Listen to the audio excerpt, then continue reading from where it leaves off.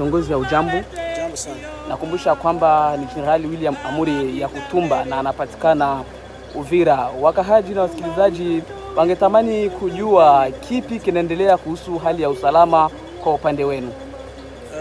Tunaweza sema kwamba hali ya usalama katika jiji la Uvira watu wajikute na amani, sababu sisi wenyewe tuko kwenye front na sisi ndio tunaona jinsi front inaendelea.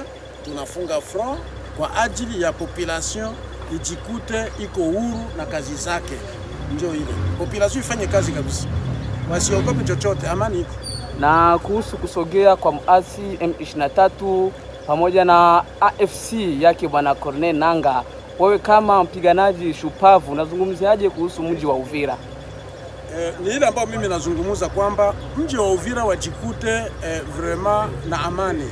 Najua kama muasi hataenda fasi vile angali pale Kamanyola, tunajua kama tutamshughulikia muda wa siku chache hizi ziko mbele na hata sogea.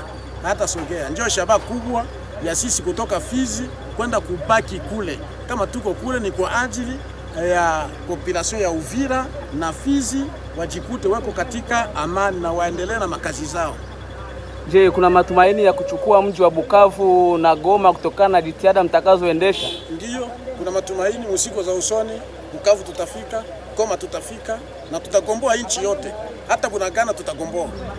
Wasikilizaji na watazamaji pia wangetamani kujua kutoka kwako Generali Amuri Yakutumba, hapa Uvira kulingana na historia ni mji unaitwa wa resistance na wahasi wako Kamanyola. Wanakuwa na imani finyu ya kusema kwamba siku baada ya siku watafika Uvira na Fizi. Wewe kama wawe unawatoa oga kivipi? Mimi nawatoa oga. Mimi nasema kwamba mimi niko kwenye mstari wa mbele. Kama tuko kwenye mstari wa mbele tunajua kipi tunakifanya kule. Ile isiwaogopeshe watu. Mipango ya jeshi ni mipango ya jeshi. Halo, kama wangali pale Kamanyola, tunajua mipango gani tunawachukulia kwa ajili ya kuwaondoa pale. Hiyo mipango ya jeshi hatuwezi kuwaambia nyinyi. Generali, mnaonekana wengi sana, sijui mnafanyaje ili kuishi? Serikali imeshawasaidia ama wengine kama vile wazungu, watu wenye mioyo mizuri, ama ni pesa inatoka wapi ili mtoke mlipokuwa mpaka mfike hapa Uvira?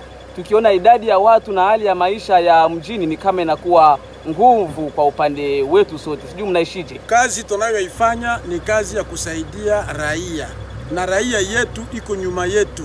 Raia yetu inatusapoti 100%. Inatusaidia kila chote kile. Hakuna msaada tunapata kutoka nje, hakuna msaada tunapata fasi nyingine, lakini kama raia ingali inatusaidia, tuko pale tunapokea msaada kutoka raia. Hata serikali pia inatusaidia kidogo kidogo. Yote ile inatusaidia kwa ajili ya kupata namna gani kuhifadhi vikosi tunavyo.